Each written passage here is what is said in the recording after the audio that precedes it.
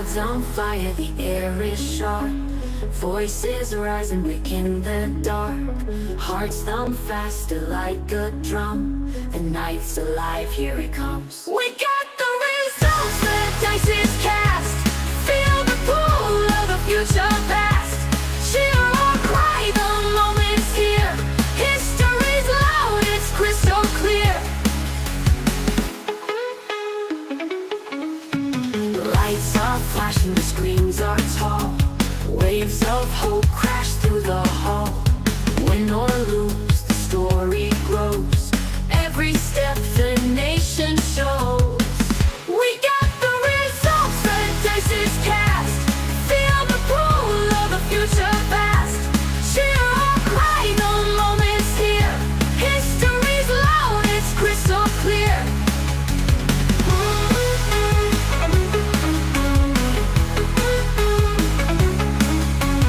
Lights are flashing, the screens are tall. Waves of hope crash through the hall. Win or lose, the story grows. Every step the nation shows. We got the results, the dice is cast. Feel the pull of the future past. Cheer or cry, the moment's here. History's loud, it's crystal clear. Let's go clear.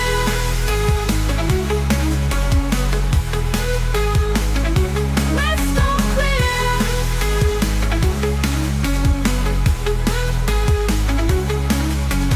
Some will sigh, some will shout. Voices tangle in the doubt, but through the noise.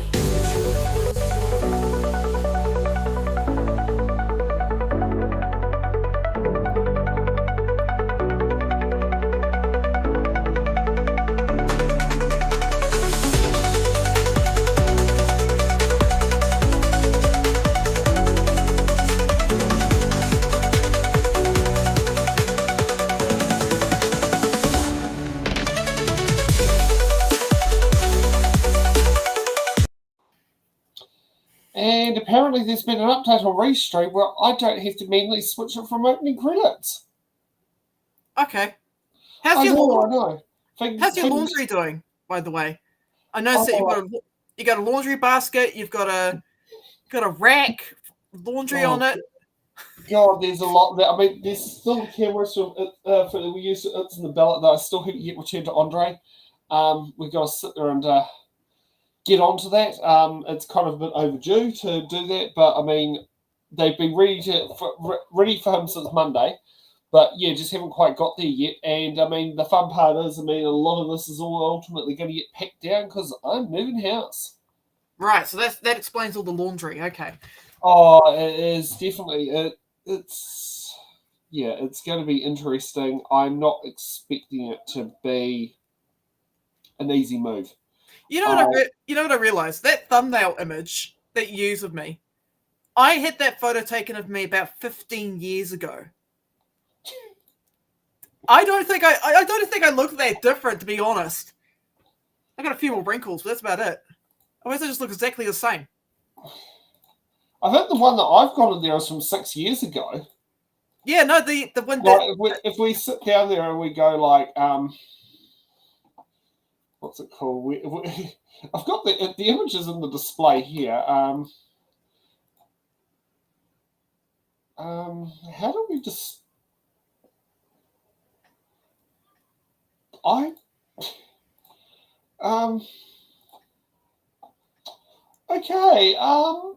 this is going to be interesting. How the hell... Okay, so if we just, I think everyone knows what image I'm talking about. It's the one that it's the one that's got... If we... Look, if I just... Oh, no, that doesn't work. Okay, I can't... No, you got to take both of us out. Got to take both of... I got to take...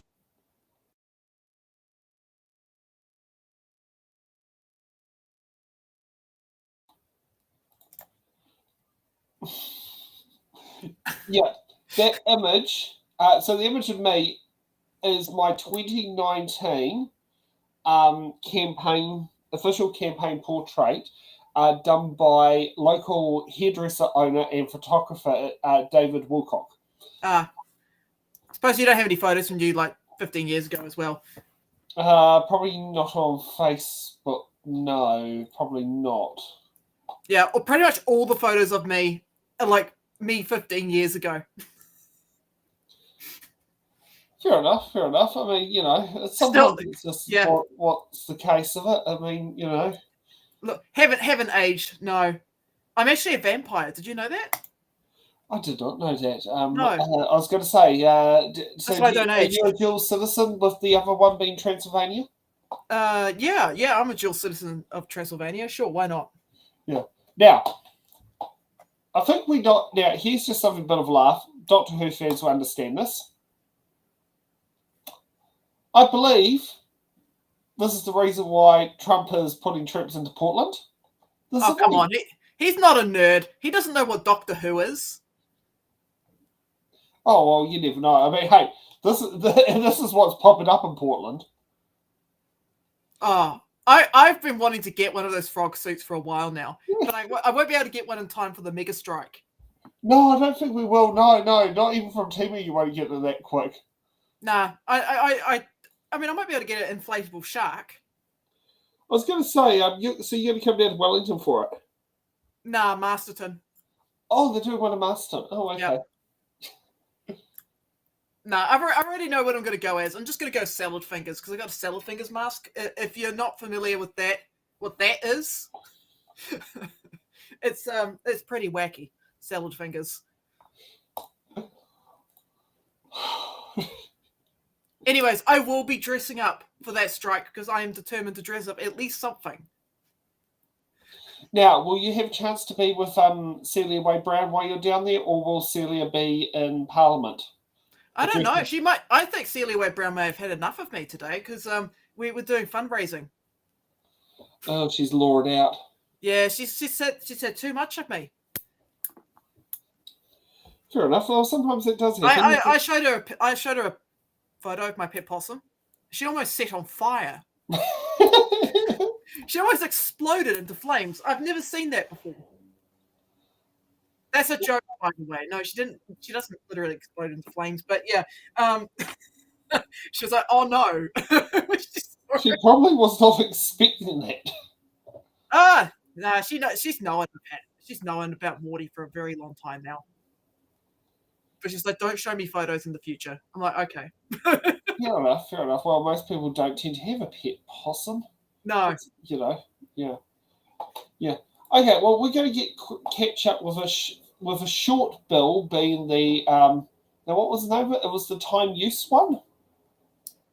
You should know, shouldn't you? I know, I should know. It's what happens when Parliament's gone down and you've got it, and you didn't write up a run sheet because you didn't expect the Parliament's website to sit down there and go into chaos. It's got a really stupid name. It's called Land Transport Management Time of Use Charging Amendment Bill. It's super boring. That's why we've forgotten the name of it.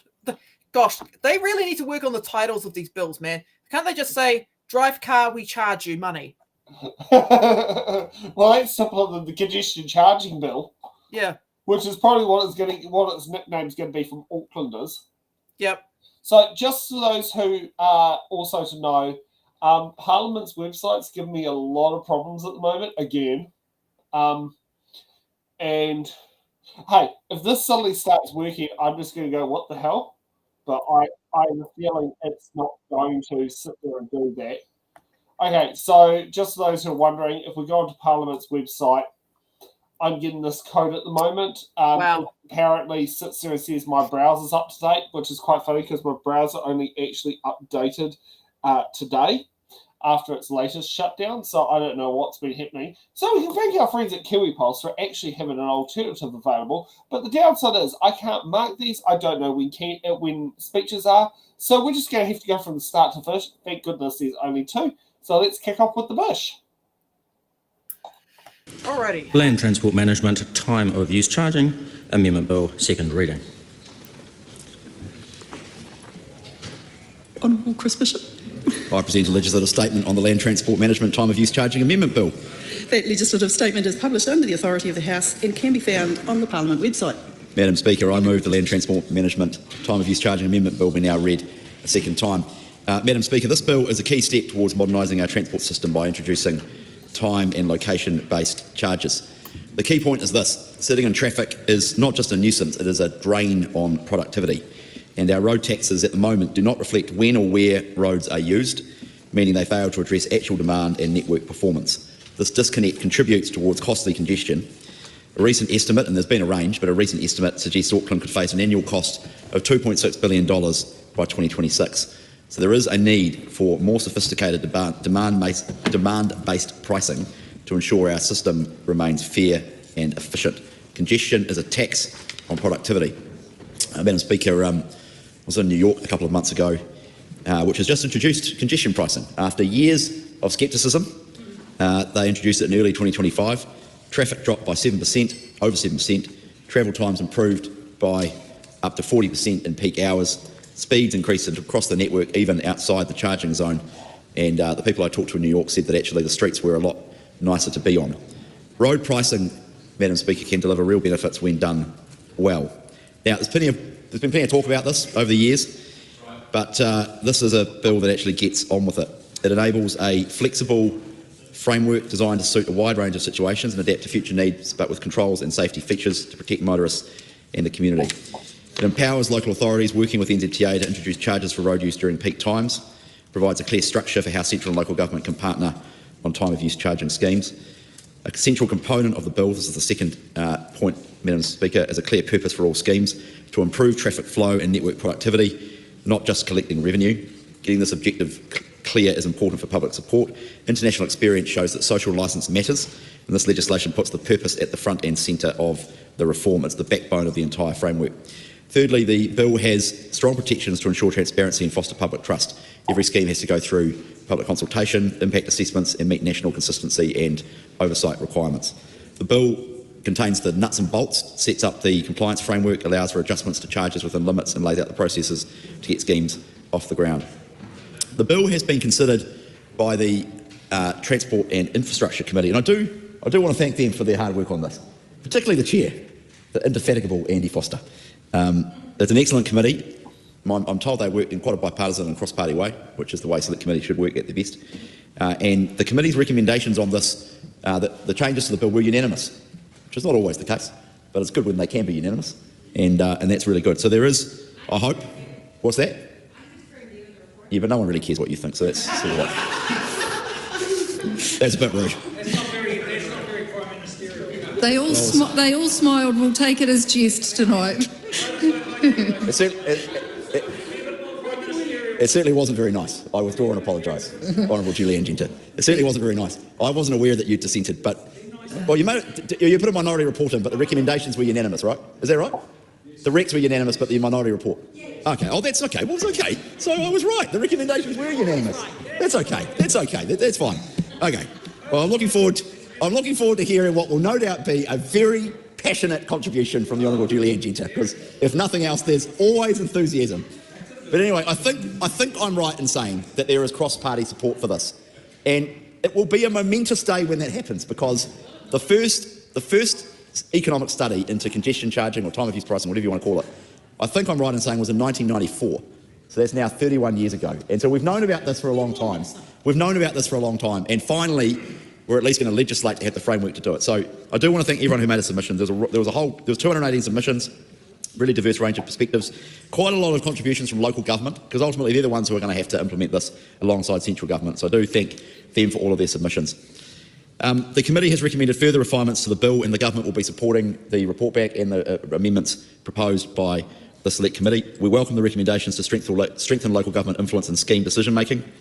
The reported back bill gives local authorities approval rights for key decisions made by scheme boards that will be set up to establish and implement time of use charging. We support that. The committee has also recommended that scheme boards have an independent chair. We support that. I believe these changes will address concerns expressed by some in their submissions on the bill. The committee has also recommended that any revenue left over after the scheme establishment and operational costs, should there be any, are prioritised on initiatives that improve the ability of people to move around the area affected by a time of use charging scheme. We support that. The committee has also recommended scheme boards be able to propose exemptions for large public transport and school buses, reflecting the need to incentivise the use of this alternative to private cars. This change does not involve opening up the bill to allow a broad approach to exemptions. There was, I understand, a bit of debate at Select Committee about this. It's a bit like, it's a bit like Swiss cheese. Once you put one hole in place, you can't stop. So we're not in favour of broad exemptions, which some people have argued for. We are going to have some narrow exemptions, but the whole point at some level is to make sure that people actually face a price signal. So the moment you exempt, the more people you exempt, the less effectiveness there is of the price signal. So by definition, it's not as effective, and we do want to make the scheme effective. There were some submissions, Madam Speaker, around privacy as a key matter. The bill contains several privacy safeguards, but to strengthen these, the reported back bill requires scheme proposals to include privacy impact assessments. NZTA and enforcement authorities must also consult the Privacy Commissioner and publish their privacy policies to ensure transparency and accountability. We support that. There's a range of other improvements around the legal foundations of the boards, which we support as well. So the Select Committee's done a really good job on this. I want to thank Andy Foster and the team on the Transport Infrastructure Committee. They've done an excellent job. The government's going to support this. I'm genuine in my desire to try and make sure we get some bipartisan, cross-party support on this. I think from a productivity point of view, it's just really clear now, after years and years of international experience, this is the right thing to do for our cities, to try and reduce congestion and make sure that we're making a more efficient and effective use of our roading network. Ultimately, that's what it is all about. Our intention is to try and proceed with the legislation and get it through Parliament by Christmas, so that we can work with Auckland Council as a starting point in 2026 and get a scheme in place after that. But it'd be good to get it done by Christmas. Thank you, Madam Speaker. The question is that the motion be agreed to. Okay. Do you agree to the motion? Well, it's usually how speeches normally sit there and go as the first thing is, do you agree to the motion? And then you go to a second person, usually someone from the opposite side of the house, which will rattle off why they should or shouldn't. I have to admit, this is not really in my wheelhouse of policies. This is not what I know. This is not my speciality is traffic control. This is more like your cup of tea. Yeah, I know. It's like, was it trains, planes, cars and boats, and sit there and let's talk about transport. It will be interesting the fact that, it's interesting he's mentioned the fact that you don't want to put too many exemptions in, otherwise it's going to become less effective, which is completely understandable. Because it's amazing how people will go, well, I got to sit down there and pay $2 to use the Wellington Urban Motorway during peak times.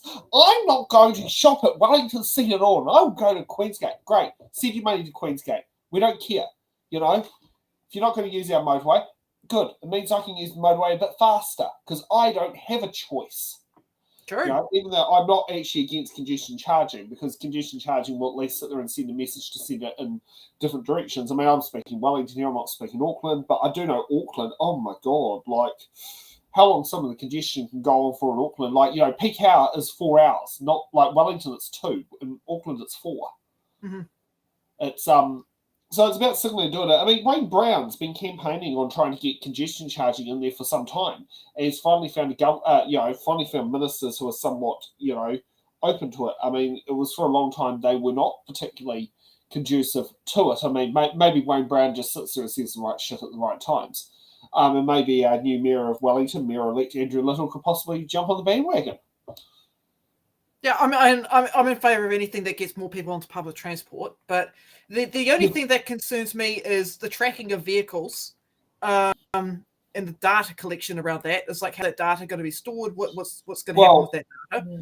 We already have that for tolls. Yes. So, and actually, here's a great example that would be on there. Like literally, this is like the part that was scary for me was so when I travelled on the way from Whakatane to Tauranga for the It's in the Ballot show. I went through the toll booth at 9:50 a.m. Mm-hmm. As I came back to head back to Whakatane, to where I was staying, I went through the toll booth at 9:51 p.m. Now, the thing we do have that's an advantage is we do have automatic tolling systems. Yep. Now, there are 2 ways we can go about with congestion charging. We could use our existing system, which is using the toll booths, which take the pictures of where you enter and exit. Which will have date code, date, time, stamped and all that. I mean, it would still technically exist with speed cameras. If you're speeding, that data would still exist if you have an APRN camera that sits there and tries to treat for other things, such as whether you've got tickets and that sort of thing going on there. They do exist. Every time, actually, here's something that most people probably don't know, but every time you go past a waste station, under the new commercial weigh station models. I'll see if we can actually get a picture of what the weigh. Yeah, show us the picture. Everyone likes pictures. Yeah. I like pictures. So balls weigh. But I've just been going over the RIS while you search up your picture. It says that there's only limited local information available about the net benefits on the type of traffic flow investments that this government wants to carry out. And many of them have not featured in local work programs for some time. So it's going to be interesting seeing how this works out, because we've got very limited data here, particularly in the way how this government wants to implement them. So it's kind of interesting that Bish brought up New York. I'll have to look at New York's model. Again, I didn't really have much time this week to go over That's the one where a lot of diplomats don't pay the congestion charge. Yeah, all I know is that Mamdani is talking about free fast buses at the moment. So I like free fast buses. Maybe that's something we can do in Wellington. Yeah, I'm just in the process of trying to find Balls's. Oh heck! Oh my god! This is absolutely horrible. The pixelating picture that I've got here. Let's have a look at my other notes. Okay, so here's the other thing that I also got to reading the bill is that local councils or groups of councils can propose a scheme, but if no council acts after 3 years, the government's waka kotahi can be directed to start one. So I thought that was a very interesting piece of information. Yeah, that would actually, which that could be interesting. Like, I mean, now that it's a double-edged sword, that one, because it's like, Yeah. on one end, if you can't agree on something, yes, that would make sense about jumping in. But you don't want to impose it onto, say, a council that's just completely irrelevant to, like, it's no point saying congestion charging Alfreton Road, for example. Yeah, that's what I was thinking. That's what I was more worried about, is that, okay, so now we'll go to the image here. Now, sorry, the picture's a bit grainy. Hi, but brother. if you are going into Bulls, Yep. so this is as you leave Bulls, before you can do the sneaky, let's turn right down Te Moana Road to avoid the way station. Yep. You cross over. So this is what the scale camera is. Every vehicle that goes past that camera is number plate scanned. Yep. And it is weighed. Now, it only is enforcing those over 3.5 tons. But you see those scales on the roads there, that's the scales. Now, if we go to the other side here, so this is coming from Palmerston North or from Wellington. So that camera up there reads your number plate and does that. And as you go around, if you sit down there and go around there, you'll come across a VMS board, which is around about. You'll come across a VMS board there.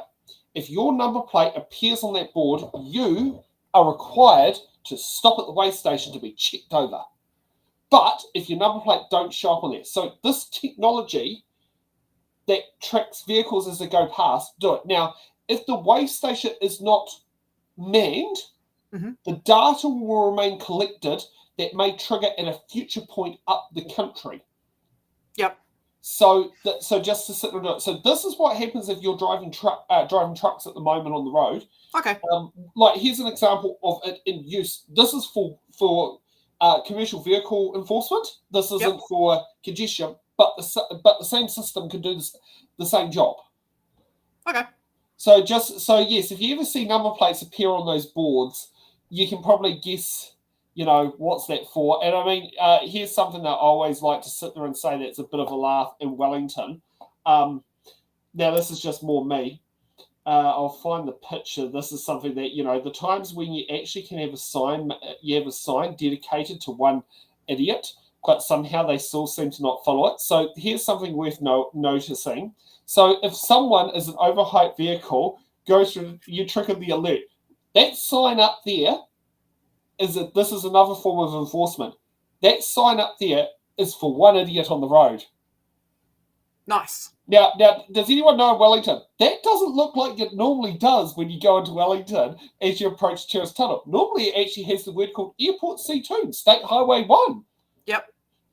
But you notice how the board says overhyped vehicle exit off at the terrace. Okay, I mean, yeah, okay, all right. So all that stuff is fine. Okay, so yeah, all right. So that's not too much of an issue. Yeah, okay. I don't have too many complaints about this bill. Then all I can see is that it could probably piss off. It might piss off the farmers around here, considering we've got no congestion. So it's like, okay, so yeah. But at the same time, it's like, like it depends where it's placed. Like, it's like a farmer will go, you know what? I can't stand the congestion charges in Auckland. I think it's an outrage. And then you're going to say, if you've been talking, oh, get real. I'm not going to the North Island. I can't keep away from the. I have to stay in Southland for the cows. But I'm outraged that there's a congestion charge. You'll have those people who will sit down there and just make a big deal out of nothing. Yes, well, they should learn to embrace the back roads then. They probably use them a lot more. Yeah. Yeah. All right, we've got some pinned chats here before we go into the next one. Super chat from Mr. Alex for 10 New Zealand dollars. People who receive supported... Yes, thank you, Alex. People who receive supported living payment, disability allowance, emergency benefit, accommodation supplement are not happy with being made to fill the yearly circumstance form from March of next year. I agree. We got another $5 from Mr. Alex. Super chat. Received confirmation from the Bush the other day that the Cross Valley Link is now at feasibility study and is also a 4-lane highway / motorway. Alrighty. Yes, I think I did see some of the work that was happening down there when I was picking up my sister's car. Oh. Yeah. Oh yes. They've got how many signs to remind you that they're dealing with the Mallee interchange upgrade? Yes, I mean, they've got such a mirage of them that in one particular section they have ones angled like that, so you can see it from both different directions. Even that won't be the first time you see the sign. I'm just counting how many buildings might have to be bowled over. Oh, much of that's already been started, but yes, Yep. no, a lot of that buildings along Block Road, Ferris and Ave have been removed. Due to the fact that it's actually technically built in a historic floodplain that is currently stopped because it has a stop bank. Yeah, but I mean, if the goal of this bill is to just to pivot, if the goal of this bill is to generate revenue for things like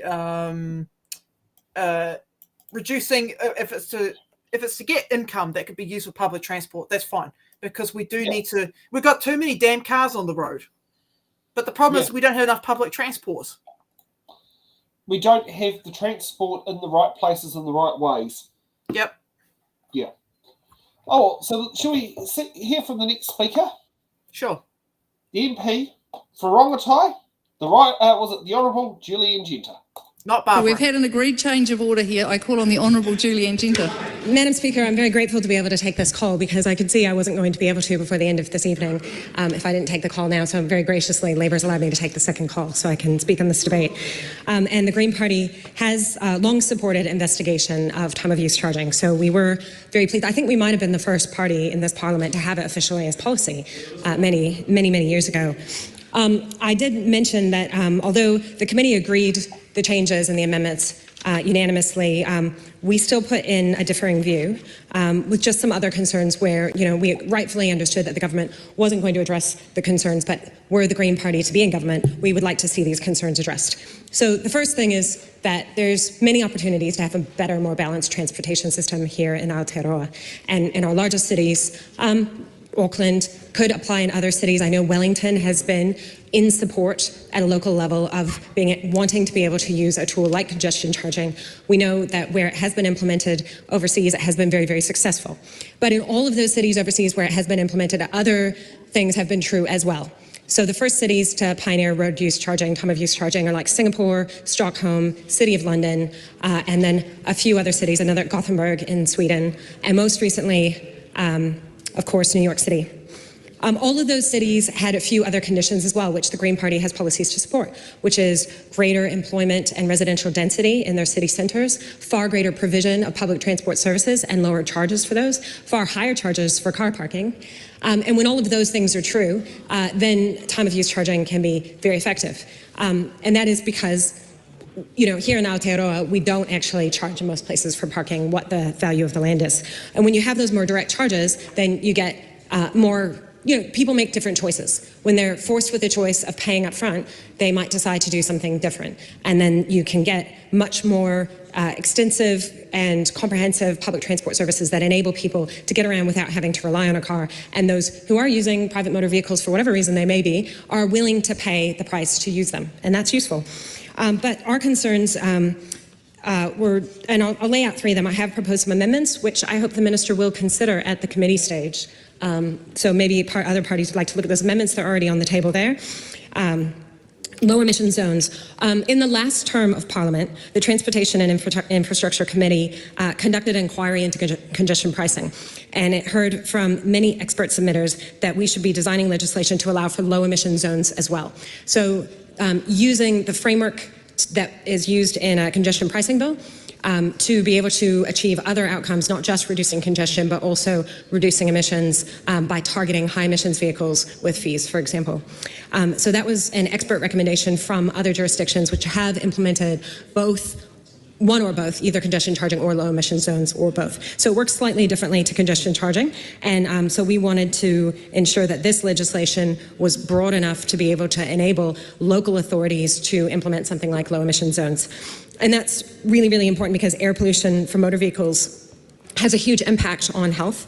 It has a huge impact on productivity and on our health system. So it caused approximately $10 billion in social costs each year, including 3,000 cases of childhood asthma. So when cities are able to have tools to manage those externalities, they often choose to do so, and that's really good to enable those local councils to be able to do things like that. This legislation, unfortunately, is very narrowly targeted to congestion charging. Our second concern has to do with local representation and decision-making. And we were very happy that the committee did recommend a change which ensured that there would be an independent chair of the scheme boards. And we generally thought that maybe Waka Kotahi was going to have disproportionate weight on the scheme board for deciding really important things, and that there wouldn't be sufficient representation by territorial authorities. But then there's another kind of confusing thing that would not apply in Auckland, which is that if there's multiple territorial authorities who are choosing to join a scheme board, it could end up reducing the representation quite significantly from the territorial authority in which the scheme is actually operating. So in Auckland, this isn't an issue because you have an amalgamated super city. So there's really just the one territorial authority, which is a unitary authority. But in Wellington, for example, we have quite a few smaller councils who could choose to join the scheme board, who could argue that some of their constituents will be paying the price of the congestion charge, and yet the congestion charging area will not be within those territorial authorities. So the way the legislation is written, it could have a perverse effect of giving significantly more power to a scheme board as to whether a scheme is adopted, how it is designed, what the revenue is used for, to a much smaller percentage of the population that resides very far from where the congestion charging scheme is. And maybe that's a worst case scenario, but I do think we do want to think about those hypotheticals and make sure that we're not accidentally setting up a system where outlying areas are determining where the revenue is going, when in fact, there's 200,000 people in Wellington City, and how many tens of thousands in the Wairarapa? Significantly less. Yeah, 55,000, but it could have 3 representatives on a scheme board. For 55,000 people could have 3 representatives, and Wellington City with 200,000 people could have 1. So that would be a very perverse outcome, and arguably, in the case of Wellington, wanting to put in place a scheme, you would hope that there'd be multiple representatives could be chosen on behalf of just Wellington City to represent the different parts of the city and not have it disproportionately dominated by territorial authorities far away. And the final concern was about the use of revenue, and I have proposed some really specific amendments that we can debate in the committee stage if the minister has a change of heart. When congestion pricing schemes have been put into place overseas, the vast majority of surplus revenue has gone into additional public transport services, to reducing fares for those services, and to improving active transportation options. In the City of London, for example, we've seen, I think it was 80% of the revenue initially was just going into additional bus operations. There will be a certain proportion of the revenue that has to go to administering the scheme, and you want that to be as little as possible, but it could be 10 or 20%, could be more, obviously. But any additional revenue has to go into improving transportation options so that people can avoid having to pay the charge. And that's how it achieves congestion reduction. Because there's two ways you can avoid the charge. One is not traveling at all, and one is changing a mode of travel or carpooling, doing something different to reduce the impact of the charge. So if we don't want people to be stuck and not able to move around, we are going to have to significantly step up our public transport services, which I think everyone in Aotearoa knows have been lagging behind other parts of the world. We have higher fares on average than every city in Australia for public transport. In Brisbane, they set up a 50-cent fare anywhere recently. Public transportation is very expensive. It's gotten more expensive under this government because of the policies of Simeon Brown. And I'm hoping that the current minister will see fit to ensure that more of the budget can be used for public transportation fares. So it doesn't make sense to use revenue from a congestion charging scheme to build additional capacity on a motorway. That completely defeats the purpose, because when you put the congestion charge in place, that reduces the demand for the roads and it increases the demand for the other forms of transportation. So that's why everywhere where this works, they have very, very efficient, effective, and very well used public transportation system. So the Green Party is supporting the bill. We're happy with the overall direction. We do think there are further improvements that can be made and look forward to debating those in the committee stages. Kia ora. Okay, so I don't know what Bush was going on about before, saying that no one cares about what she has to think, because I cared about what she had to think. But yeah, our public transport needs a massive overhaul. The fares are too damn high. For starters, and we've got to make that cheaper, and we've got to make driving around in Wellington in your own damn car more expensive. The only problem I have, and it's a bit of a nitpicky thing, but we're very bad at communicating as a country where the public transport is and how to use it. Like, for example, I drive into Wellington, right? I have to drive into Wellington because there's very few public transport options available to me. Yeah. And then when I get into Wellington, I have to pay $30 for a damn park. Yes. And that sucks. So we should probably change. Maybe my logic's going to be a bit different to Julie and Genta's. We need to have cheap parking next to public transport so people are incentivized to go use the public transport that is very cheap. I mean, put it this way, Julie and Genta can pretty much use a protected cycle lane or a bus route literally from near her house all the way to Parliament. Whereas to you, I mean, you've got a Remitaka Hill Road in the way. I've got a hill in the way. You've got a railway line that is, what do you call it, is on bus replacement half the time because the tracks haven't been maintained since, before your parents were born.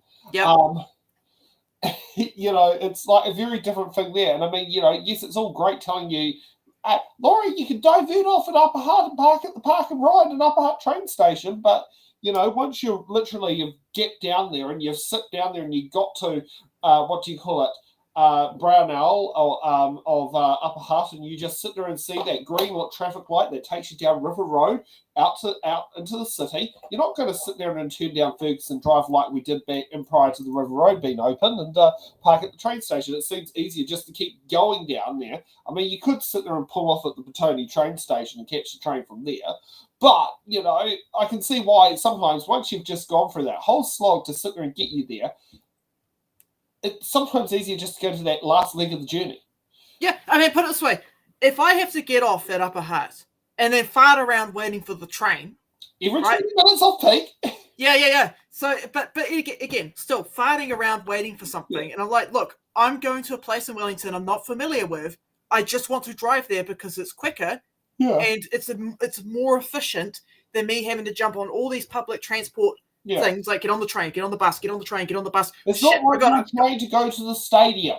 Yeah, it's like, shit, I got on the wrong train. I got on the wrong bus. That's happened to me before, going into Wellington. It's like, shit, I don't know where the hell I'm going, and then I'm late for my appointment, and then it's like, Yeah, because you've tried to do the right thing. Like, I mean, I can tell you right now, like, if you're going to the stadium, I would not bother wasting your time with driving in. Because the train station and stadium are right next door to each other.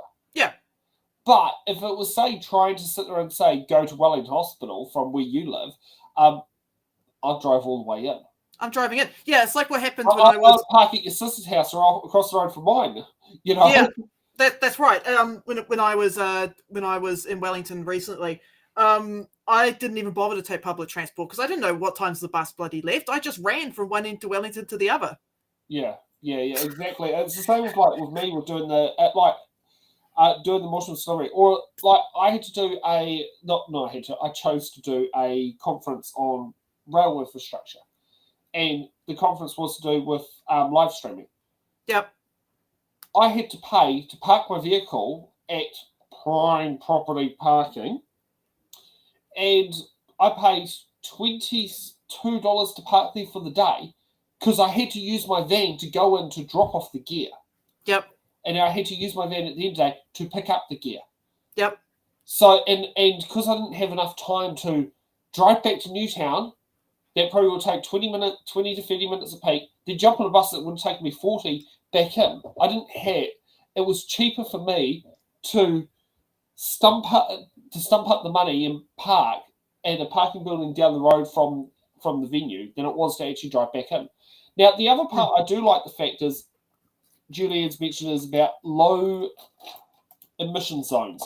Now, this is something that MP Timothy Paul for Wellington Central talked about when she was in her first term on council, and the councillors were in quite agreement over. I'm not sure about Nicola Young, or Sean Rush would have been interesting because he was on that council at the time. But in general, many of the councillors actually supported the idea of what she was trying to push, because it was looking at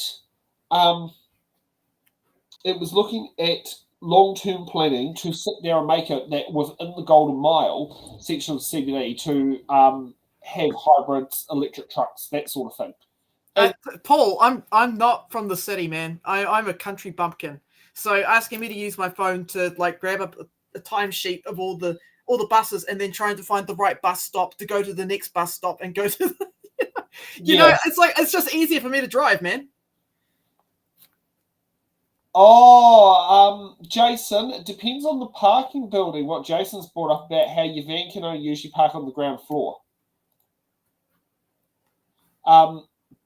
Depends on the parking building. And the terrace, that is exactly correct, because ironically, in a recent event, they weren't going to get me to load in a particular security door that they realised they couldn't do because I drove into it, and suddenly the red lights go like, do not proceed, do not proceed. And it was just, what the hell? And it was literally because that particular parking building was 1.8 metres high. But you are right, some of them do that. But yes, the one I did park in had 2.1, which is fine for my vehicle. But yes, I know what you mean, yeah. Yeah, like, I mean, like, I agree with Paul. Like, yeah, it's easy to find. I'm not disputing that. What is hard is when it's like your first or second time in Wellington, trying to navigate the entire system and going, got to catch this bus at this time, trying to get to this bus stop. And I mean, I'm amazed how many people who actually, in theory, should know how to navigate our system and get it wrong. Like, I had a friend who was like to navigate a particular way back. He saw 83 bus, ran for it. It was the Eastbourne bus, not the Courtney Place. Yes, I've done shit like that before, because it's like when you. Hey, I did it more recently. Yep. So on my bus route, the bus stop nearest my house, the high frequency buses are number 3 and number 4. Number 3 and number 4 are about a minute apart. From distance, oh yeah, it looks like number 3, it was number 4. And I only realised when I'm at Kilburnie, instead where they sit there and swing right to go past Pack and Save down one side, they ended up going down the other part of Pack and Save out to Strathmore. It's like, whoopsie. Yeah, look, what I'm trying to say, folks, is we need light rail. Because I'm getting sick and tired of jumping off multiple trains, multiple buses, grabbing Uber, this, that. It's like, yeah, the less of that you have to do, the better. Yeah. This is an interesting one. 12-hour day for me. Sorry, I don't quite understand. Public train when I leave Upper Hutt to Thorndon is 12-hour day. Oh, okay. The train ride is 12-hour day to sit there and do that, whereas driving in is 45 minutes each way. Sorry, you're sitting on the train for 12 hours? It's probably the whole maneuver is the maneuver, or doing the whole thing would instead of it being, an 8-hour day, it turns into a 12-hour day because it takes twice as long sometimes to sit there and do the public transport. Like, a good example is like from my house to KCP Physio is 45 minutes in Paraparaumu. If I do it by public transport, it's 90. Yep. So and it's because my biggest thing that holds me up is usually a 15-minute wait time at Wellington train station. Yep. And that's what I was talking about before, you know, getting on and off the train, waiting for the train, waiting for this, waiting for that. Sometimes it's just easier to go from point A to point B in a car. Yeah. I mean, you know, for me, when I do submissions in Parliament, I normally catch the train, catch the bus in. But yes, Yep. Yeah.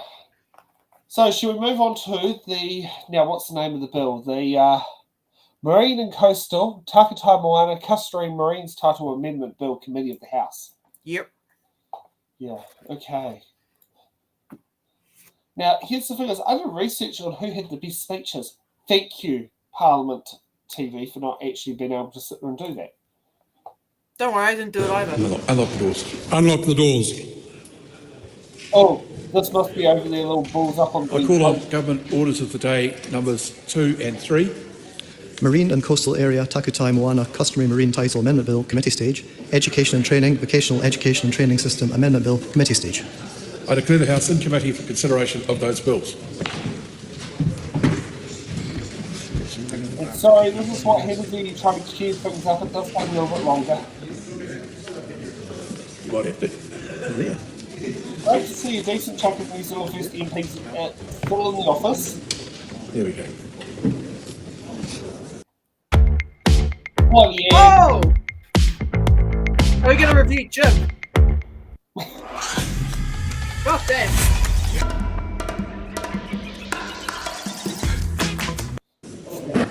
Yeah, well, sometimes opportunities just doesn't come your way.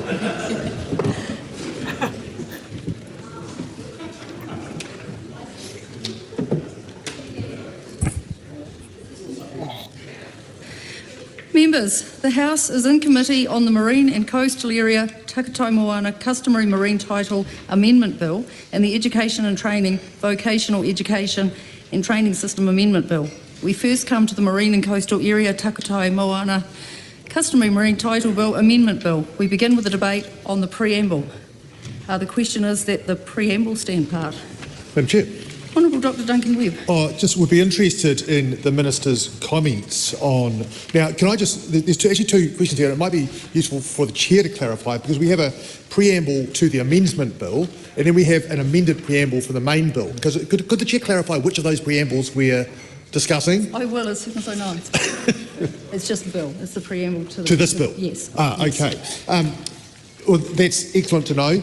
In that case, I would be interested in the Minister's comments on this, and in particular, I would have thought it quite important that the preamble, which is essentially a recitation of the factual background which gave rise to the bill. Firstly, it's quite unusual for bills to have preambles that are not themselves treaty settlement bills, and I'd be interested to know why he's doing that. But also in terms of the factual accuracy, I have read or attempted to read some of the decisions in this case that relate to this bill, and I would have thought that an accurate reflection of the Supreme Court case in here would actually recognise that all of the concerns that the Court of Appeal case gave rise to had in fact been addressed. And I think it's paragraph 5 where it notes the Supreme Court decided the remaining issues under appeals before it and applied its interpretation to those provisions.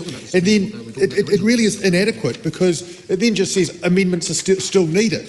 The fact of the matter is that this bill was halfway through the House. It was a preemptive strike, if you like. If the government had, in fact, not brought this bill, I don't think it would still feel committed, because what we now have is a government that's stuck its oar in, if you like, or its paddle, I suppose, and is still committed to it.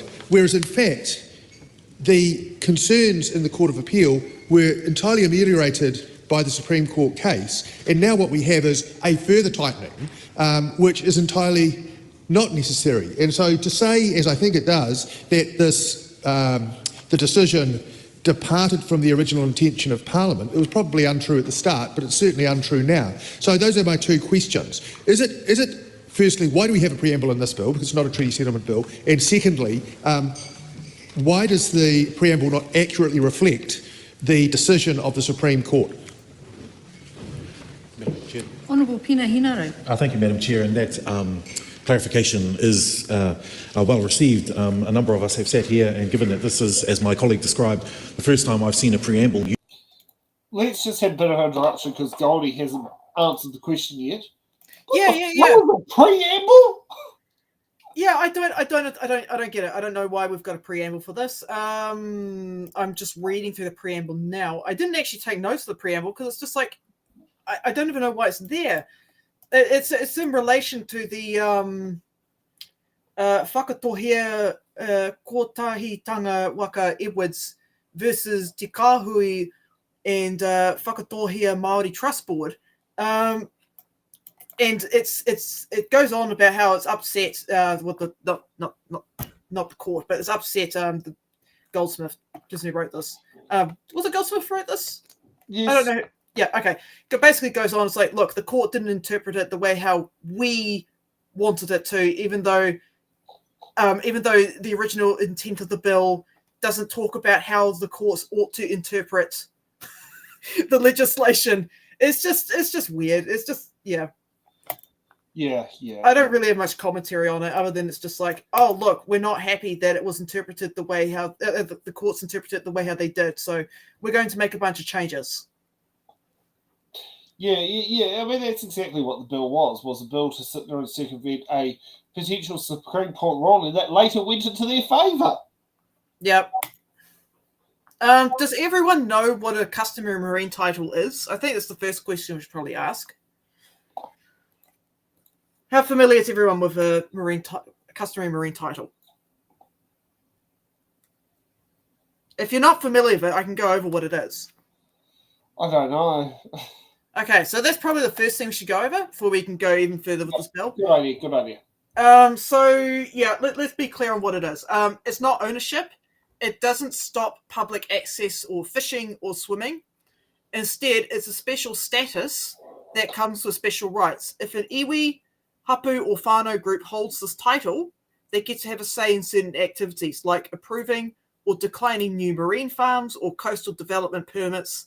They can also protect wahi tapu, and they have a voice in coastal planning. Now, the current law, the current legislation, the 2011 bill that they're looking to amend, already sets a high bar to get this title. For example, a group must prove two things. One, that they hold the area in accordance with their tikanga, so that's customary laws and practices. And two, that they have exclusively used and occupied the specific area since 1840 without substantial interruption. So that's like events that can interrupt that exclusive use and occupation that requires a decision maker, including the court, to consider the nature, extent, duration, and cause of any interruption to the group's exclusive use and occupation of a specified area. So that's already a bloody huge bar, and they're trying to make it even harder. Yep. And I will go more into that later, but they actually did it without presenting any evidence for the arguments that they put forward, and instead have told iwi and hapu and whānau, going, this is the new bar you've got to reach. It's way higher, but our bar is down here. We don't have to meet our own standards when writing this new amendment, which is just based on vibes. Oh, God, it feels so true for... Yeah, it's a vibes amendment bill. Yep. I was reading through the tribunal report today, and that was pretty much what I got here. It's like, oh, it's vibes based. Yeah. Okay, let's continue. Let's see what Pene Hennere's got to say. Used in a way such as it has been in this particular bill. My questions follow on from the Honourable Dr. Duncan Webb with respect to the difference that the Minister recognises in the Supreme Court, or in the court decision, and what he is effectively trying to change here. And it's easy to say that it wasn't the intention, but words matter in this. And the preamble is the start of what we would consider in the Māori world the wairua to the rest of the bill. What that means, Madam Chair, is it sets the tone for what we will no doubt prosecute, I should say, as the bill continues in the Committee of the Whole stage. So we would really appreciate words from the Minister that can offer some clarity on those particular matters. The preamble for its part here, like I say, sets the tone for the rest of it. Now, I appreciate that in the amendment paper, which is the one that I'm looking at, here in Part 1, Clause 6, it tries to explain, if you will, why it's doing this, why it's making these changes. I'm wondering, first question to the Minister is if he can provide words on the preamble. Secondly, if he can actually be quite clear whether or not this preamble will continue, will make changes that will continue to impact the rest of the bill that he has on the table in the House. And then the next one, Madam Chair, is if he can give an example of where in previous cases where a MACA or a customary title has been recognised, and what makes this particular one different. More choice of fences. More choice of gates. To others that have been recognised in the past will be really helpful as we continue to go through this particular bill. And I want to come back just to that point about the preamble sets the tone of the rest of the bill, which is why we would really appreciate words from the Minister that sets and clarifies the matters that we have on the preamble here. Honourable Paul Goldsmith. Thank you, members. So the bill has a preamble to explain the background. It's not that common that Parliament brings in legislation to overturn or Court of Appeal rulings, as was the case in the original bill, and also Supreme Court rulings, as is the case with this bill. And so I'll be bringing in an amendment paper, number 380, which has an amended preamble, and it's required because the Supreme Court and the High Court have issued relevant judgments since the original bill was introduced, and so they've been added into Part 1 and the Clause 4 in the preamble and different parts of the legislation, and also to give effect to Cabinet's decision that the bill won't apply to Ngaurohe, Moana or Nahapu or Ngāti Porou. And the amendment paper addresses an issue that emerged in the course of drafting around the second limb, which I'll come to later, Mr. Speaker. And so, in essence, just to remind people tuning into this debate in relation to this, why are we doing this? Well, our starting proposition is that all New Zealanders, of course, have an interest in what happens in the coastal and marine space around the maritime space and the coastal regions of this country. All New Zealanders have an interest in that, obviously. But at the same time, the legislation that was introduced in 2011 did enable Maori claimants to seek recognition of customary marine title. And when this was done, this was an arrangement made between the National Party of the time and the Māori Party, and it was an agreement in response to changing the previous Labour government's Foreshore and Seabed Act, which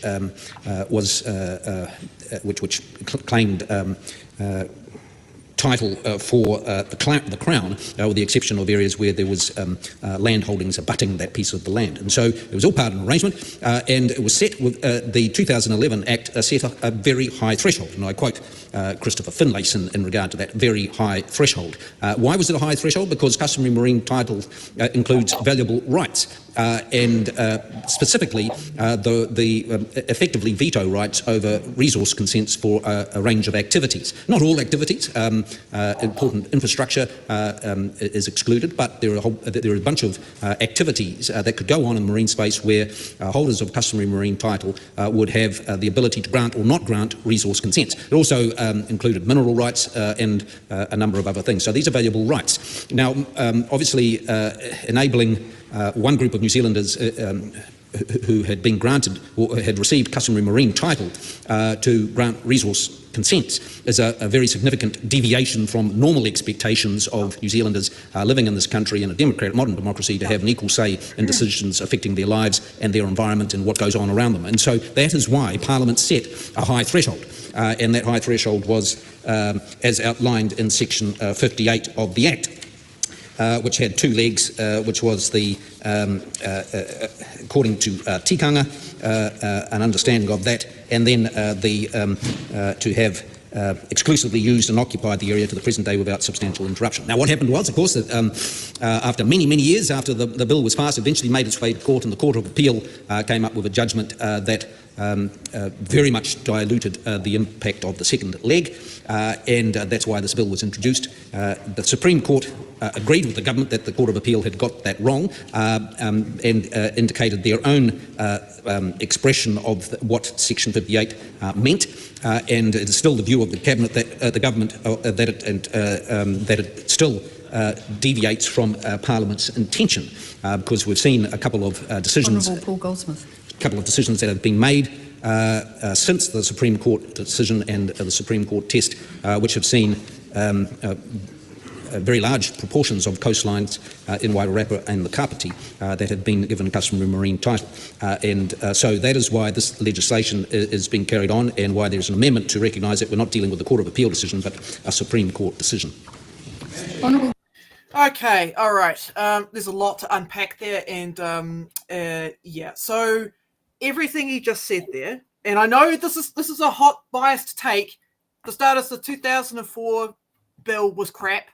Glad that was gone. 2011 bill was much better, but now they're trying to replace it with more crap. So let's go over the original intent of the 2011 bill. Yes. I did a lot of research on this because I hear a lot about I hear Goldsmith going all the time, it's not the original intent of the bill and we're restoring it back to that. Okay, let's go over the original intent. Point A, establish a durable scheme. What does that mean?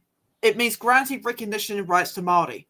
Okay, to ensure the protection of legitimate interests of all New Zealanders in the marine and coastal area of New Zealand. So basically that means guaranteeing public access. So there's a balance there, right? So it's like, okay, Māori, you get to have recognition, cultural recognition of this place and rights, including what he just said before, veto rights. So it's like, hey, we don't actually get to put a big fat stonking hotel over there on the beach. Māori get to have a say on that. But at the same time, was it Trump Peppermoa? Yeah, you can't just put a Trump hotel on the beach. Yeah. Or one that the world audience and say Trump Peppermoa. Yeah, or do a classic, Trump Oriental Bay. Yeah, or do a classic Akaroa where you just put the sewage treatment plant next to the ocean. You can't do that. But yes, you're right. Yeah, so that's basically what that is there. So basically, in exchange for granting Māori that recognition and the rights, in exchange, non-Māori, so that's your tauiwi, you get to enjoy public access to the beach. You can go hog wild on the beach. You can go fishing on the beach. You can eat ice cream on the beach. You can even eat fish and chips on the beach. Okay? You can do that any time of the year, 24/7. Okay? So, point B, recognize the mana tuku iho exercise of customary interest. So, basically a cultural claim to a legal status with real powers. So that basically means granting Māori or iwi Māori veto rights. So that's not, by the way, that's not some random Joe Māori walking down and going, no, I don't like that. That's dumb. We should not have that. We should not build that there. It's not Helmut Modlik doing it. It is Ngāti Toa doing it. Yeah, it's the iwi board that's putting forward the veto. It's not Helmut Modlik personally doing it. It is Ngāti Toa. Yes, it's Ngāti Toa. It's not Helmut going, I don't want ice cream here. Stop having ice cream on the beach. It's not him. Anyways, and by the way, can I dance on the beach? Absolutely. Go hog wild. You might even be able to run naked on the beach. I don't care. Should I give Andrew Kai a wrench? A wrench? Yeah. It's up to you. It's your channel. I'll just keep screaming at my computer screen. Okay, so basically that's the second intention of this bill, is to go from a cultural claim to a legal status of real powers. Third, the third intent of this bill, to provide for the exercise of customary interests in the common marine and coastal area. So this is what Goldsmith was saying before. Why should Māori have this right? The rights to veto development, protect waihi tapu, outline how resources should be managed according to tikanga, ownership of Māori artifacts and minerals, except for petroleum, gold, silver, and uranium. Okay? Now, I don't know what Goldsmith's going on about, but his amendments are clashing with the original bill by, one, undermining the recognition of mana tuku iho, so by shifting the goalpost from proving enduring connection according to tikanga to that area to proving that the coastline was managed with exclusive control for 180 years. How the fuck do you do that? Who knows? I put a sign up saying no Pākehā are allowed for 180 years. Get the fuck off my beach. No. Yeah. No. not to mention, it ignores like the Public Works Act and ignores like the Native Settlements Act, I think it's called. But anyway, it was one of those sort of acts where it just took shit off Māori for fun, I guess.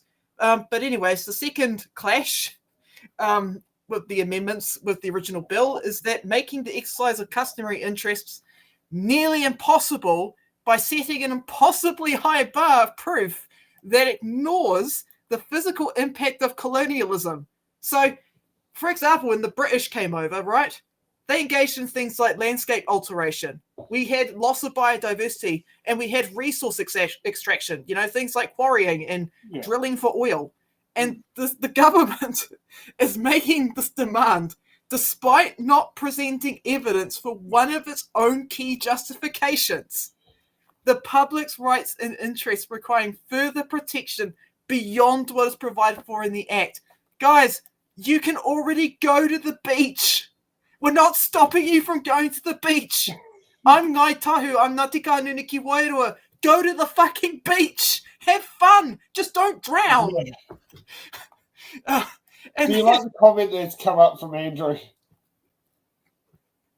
Do I need to hand out more wrenches so that people can keep Kiwi Rob?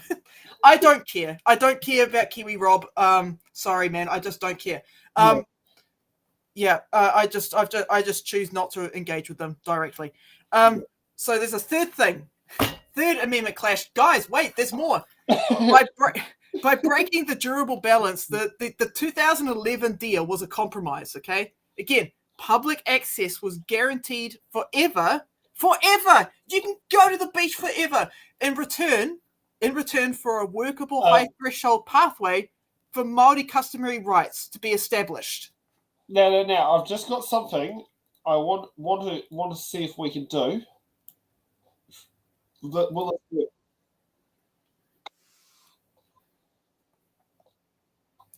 Okay, sorry, ignore me. Keep talking. Yeah, so I'll just bring up this point. This is different from squatters' rights, okay? This is not quite the same. With Māori, right, we can show through whakapapa where we come from, right? The squatter may not have any relation whatsoever to that land. But Māori, being Ngai Tahu or being Ngāti Kahungunu ki Wairua, right, I can show that connection to the land saying, my ancestors settled here about 1,000 years ago, and here's the whakapapa evidence of that. And I can give you DNA evidence, I can give you artifact evidence, I can give you lots of different forms of evidence. So it's not quite the same. But and I don't feel comfortable calling myself a squatter on the land that my ancestors just built a marae on. It's like, I don't think I'm a squatter on my ancestors' land. But anyways, But yeah, so basically this bill is just basically taking away stuff from Māori in exchange because they're freaking out going, but the Maori are stopping the public from going to the beach. And it's like, no, that's not happening. Also, these amendments explicitly override the treaty partnership clause with Section 9B, which states that the amendments prevail over Section 7, the treaty clause. So there are 4 very big clashes here with the original intent of the bill that was put forward by National and the Māori Party in 2011. Yeah. Did you get all of that? Yes, I did. But I'm also I have found out here's something that will give a bit of knots and talent. We need a laugh. After all that, we need a laugh. What the hell? The Queen of Infomercials is back on telly with a new show, but wait, there's more. And she's got insights on a new man. Oh, please, I'm a married woman. I've seen it all before, dear.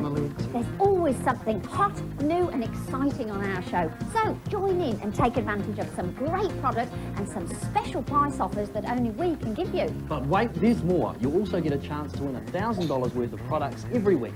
So join us every Monday on TV2. Here's my advice. Get divorced from this government. Get divorced.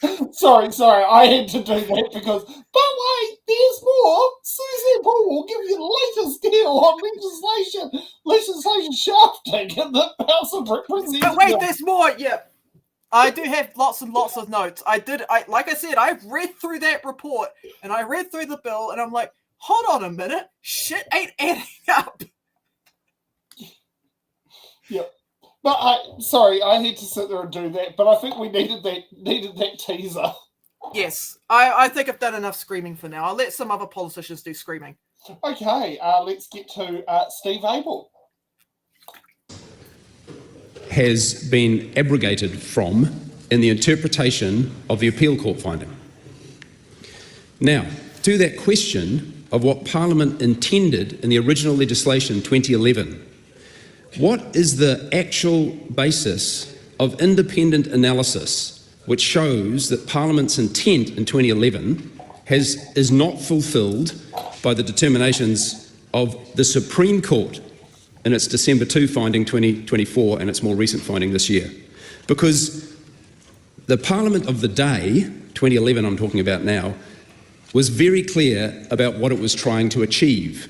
The very thing that the Minister just described is achieving the customary rights of iwi Māori in concert with other rights like fishing and recreational activities, public use, the rights of other users of the space that could exist in concert with customary marine title.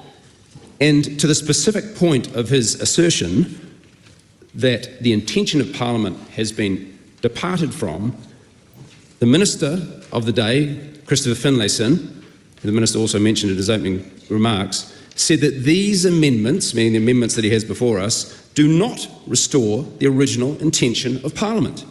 They undermine them. Let there be no doubt about that at all. So I invite the Minister to actually express the basis for his primary proposition, which is that Parliament's intention has not been met. Also to the point as to the extent to which we are dealing with a concert of rights. In the specific comment of the supplementary analysis, it's always been clear and has never been contested that the purpose of the 2011 Act and the findings of both the Appeal Court and the subsequent findings of the Supreme Court never questioned that public access, fishing and other recreational activities in a customary marine title area are not effective except for a limited exception for the protection of waihi tapu areas within a CMT. Significant third-party rights, including in relation to existing infrastructure, are also maintained, and the resource permission right has a number of other carve-outs. Example, for emergency activities, scientific research, new public interest infrastructure is able to be deemed exempt from the Resource Management Permission right following a process set out in Schedule 2 of the Takutai Moana Act, which includes engagement with the CMT holder and culminates in a final decision being made by the Minister for Land Information. So the suggestion of the Minister that there is any question as to the purpose of the bill being to ensure it achieves customary marine title for iwi, but also maintains public access is not evidenced anywhere. I would also like to point out the advice that the Minister received in this regard, again in the supplementary analysis paper, was that Te Arawhiti, then called Te Arawhiti, its initial preference was in retaining the status quo and waiting for the Supreme Court judgment. Page 14 of the supplementary report. Te Arawhiti's view was that consideration of the appeals by the Supreme Court could have resolved the issue. And they advised the Minister against these amendments being made until such time as the Supreme Court finding came in. Madam Chair. Steve Abel. Thank you, Madam Chair. On page 15 of that analysis, point 44, if the Supreme Court ruled in favour of the Crown, it could mean the additional time and resource on progressing amendments would not be required. And the Supreme Court did rule in favour of the Crown. So given that fact, further to my core question, how is it that where the court has clarified in a magisterial decision of some substance and intelligence in December 2024, clarified very eloquently the intention of Parliament and found in many interpretations a middle ground between the finding of the Appeal Court and the desire of the appellant, found a middle ground there in a magisterial decision that clarifies the intention of Parliament 2011. How is it then the Minister still comes back to this House with these intense amendments to supposedly restore that intention. I will make a final analogy, Madam Chair, before seeking a response from the Minister. It is as if the Supreme Court banged the nail into the wall upon which we can hang the picture of Māori customary rights as a principle and a core principle that upholds Te Tiriti o Waitangi. And they clarified what the intention was from 2011. And through this amendment, the Minister is coming along with a sledgehammer and smashing that nail into the wall, destroying the actual intention of 2011 that was clarified by the Supreme Court finding. Okay, so in a nutshell, I feel very vindicated by what Steve Abel said, but also basically he pretty much just spelled out that Goldsmith is mad that the Supreme Court and the High Court disagree with him. Therefore, he's going to put all these amendments and say, this is actually the original intent of the bill, and it's not. I mean, here's the thing is, Christopher Finlayson has sat there and criticised this whole approach all the way through. Yeah! Did Christopher Finlayson get it wrong, Paul Goldsmith? I don't think he did. No, I think if anything, I think this is a very, very conservative approach. Yeah. Very conservative, because it actually makes it very hard for Māori to already get those titles, and they just want to make it harder. If you read Te Tiriti, Tino Ranga Teratanga, which is like unqualified chieftainship over a piece of land, what this bill, or what the original intent of the bill is saying is, yes, we can recognise your rights based on your whakapapa and your tikanga and all that stuff, in exchange that the public can just go and use the beach, okay? Yeah. You have a seat at the table as Māori, as iwi and hapu and whānau, you've got a seat at the table to discuss things, to veto things, to go, hey, I think your proposal is shit, right? But that doesn't mean that they own the beach. And there's no justification from Goldsmith to go, right, therefore we're going to do all these amendments because we've got to protect the public's interest in going to the beach. And like, no one is stopping anyone from having an ice cream on the beach. Or going surfing, or fishing, or whatever the hell it is people do these days. Yeah. Yeah. Or having... This is all in commercial interest, right? Because the first thing he brought up was like big infrastructure. Okay, guys, do we need to put two brain cells together to figure out what he's referring to? Oil, mining, that kind of shit. Yep. Okay, it's got nothing to do with you. Equate to not being able to go to Mr. Whippy and get an ice cream. That's right. So he's basically hiding behind Sam and saying, Sam, you're a Pākehā. I'm going to hide behind you, right? Because the scary Maori over here called Laura is stopping you from going to the beach. And I've got to be over here going, no, I want you to go to the beach and have fun. It's like Goldsmith is out here going, but no, I want oil, I want coal, I want all these minerals from the planet. I'm going to keep hiding behind Sam to get it done. It's just all shit. They try to pit Tauiwi and Māori against each other all the time for commercial interests, and it's getting really damn obvious. Yeah, it's So, should we hear some more? Yeah, let's hear some more. Aruna Williams. Thank you, Madam Chair. I want to pick up on some of what the Minister has been saying about the intention of Parliament. That goes to the heart of a number of amendments that are in my name, and I hope to seek the support of Parliament in when we come to this voting, because, Madam Chair, it is unusual that the intention of Parliament, of a previous Parliament, would be clarified in this way in law. It raises a number of unusual public law questions around how future Parliaments might reinterpret the intent of previous Parliaments. And why that's important, Madam Chair, is that it is one thing, and it's perfectly fine and perfectly normal for governments of the day to have a policy intention. And it is also normal for governments of the day to have a policy intention that is not in line with court proceedings that have happened or are even on foot. But it is another thing for governments of the day to look back and to say that a previous parliament had a particular intention that has not been interpreted correctly in the law. And not only has a minister of the Crown advanced that case in the media and in the public realm, but they are also asking this House to pass it in law. That there would be a preamble to this Act, which is an unusual use of a preamble, and that preamble would say that essentially this House has a disagreement with the interpretation of the law by our court system. And not only are we going to change the way that they would reinterpret future cases, but that there would be a retrospective element of rehearing cases which have already passed. So I think it is for the Minister to establish clearly his case about why in 2011... I'm an angel. I'm only in charge of saving people from texting and driving. I have a budget, guardian angel? What was passed was his version of how this law should be interpreted, and not, in fact, what the minister at the time or the official documentation of the day said it was. And I'll read to him this quote, which I hope to elicit a response from him on. It's from September 2010, when the minister in charge of this legislation explained his policy intent, not his intent of how this would be interpreted in the courts, and that's relevant too.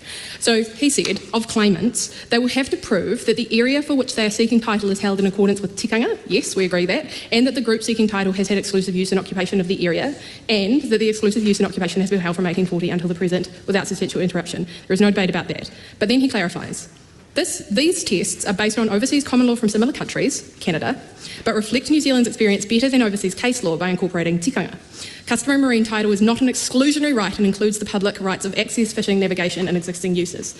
Madam Chair, what's important there is if we are to pass as a parliament a pronouncement about how this law was meant to be taken into account, then that Canadian case law is relevant. And the Canadian case law that the Minister was talking about there were cases like Calder in British Columbia that was decided in 1973, which sets out a framework that is used all around the world in common law jurisdictions to determine both the extinguishment of title by radical title of the Crown and customary rights and interests that exist in land after that has occurred, and also Guerin and the Queen in 1984. It's that case law that was Canadian case law, which was ultimately being considered at the time in 2010, and then was intended to be used in New Zealand case law to further develop that. There was also, there had been a case that might have been on the Minister's mind that was moving through the Canadian courts at the time. It was called the Haida Nation and British Columbia case. It was about the procedural rights and interests of Indigenous peoples and was used as a framework to establish the procedural rights that occur here, particularly around how claimants might be funded, how claimants might have access to the courts, and how claimants might expect their evidence and their information to be treated as they went through. Those are important cases because they inform what the government was thinking of the day, and it would be useful if the Minister could point to any case law around the world which he thinks was what the Minister at the time was using to inform the law that Parliament passed, that there was support for at the time, and that then our courts have interpreted and have made up part of our body of case law. Because if those weren't the cases that were intended to be used, then what were they? What other country uses the kind of approach that he is advancing here, and why were our courts expected to know that? Fine for him to have a new policy direction, but why would we pass in legislation that the courts have made the wrong call when in 2011 that certainly seems to have been the intent? You know what the sad part is? The sad part is that this bill's probably going to pass. And what's going to end up happening is that this bill could be applied retroactively, which means that iwi, hapu and whānau have to redo court cases that they have already won or spent years on, and there's currently over 200 active applications. You know, and that shut-off point was back in 2017. Yeah. So no new applications can be put forward, right? But now they're going to have to go back. So they can't really add any new evidence or anything like that. So they've got to work what they've got, right? And basically this bill has been amended in a way that whānau iwi hapu could be forced to go back through the court system. And you know, hey, I mean, this government seems to like to sit there and do that for everything. I mean, is it to pay equity? Yeah, I mean, look, how many extra judges did we get this year? What was it? 1, 3? I can't remember. It was under 10. Yeah, and that's over exaggerated. Yeah, and it's just, you know, look, I'm going to read what I actually read from the High Court report. Court resourcing. The number of judges has not kept up with population growth and the increase in case volumes, nor has it taken into account the increased complexity of proceedings. The number of judges who can serve on each bench at any given time is limited by statutory provisions. The statutory cap for judges in the senior courts, for example, the High Court, is 55. This limit has remained the same since 2004. Yeah, and I think it might have gone up by 1. Yeah, so you've got all these cases that are clogged, and then you've got this bill coming, and you've got all these iwi hup and whānau going, oh shit, we're going to have to redo stuff now. Yeah.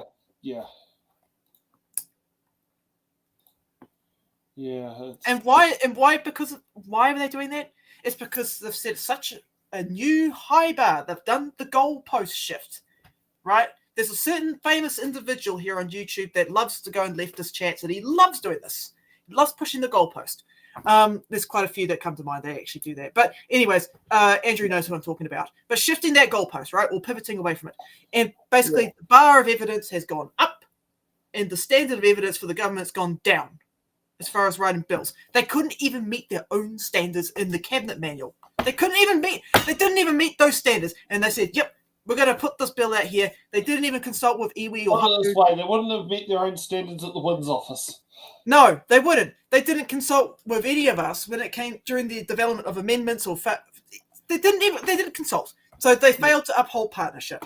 Yep. They failed to consult with us. They said, hey, look, we're going to put the bill out there for you to read later and freak out over. We're not going to bother consulting you because we've got to get it done by 2004 because we've got to get those stupid 100-day bills or whatever the hell program they had. Like, well, it's first 100 days, 1 bill a day or something stupid like that. God.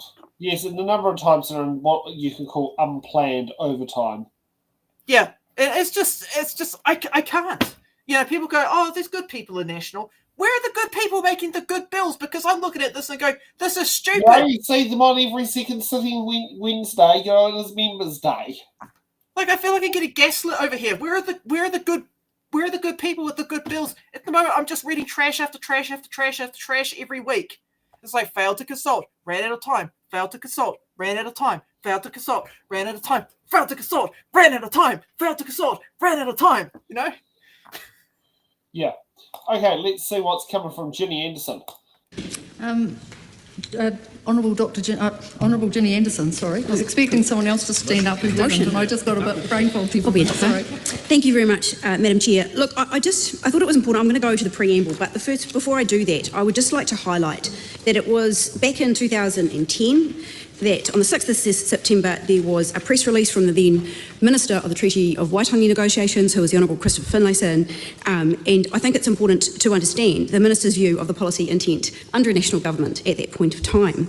And he states in his press release, one of the key objectives of the legislation is to give Māori the opportunity to argue their case for customary marine title before the courts or in negotiation with government. For that reason, it is inappropriate to second guess what a court or negotiations process might decide.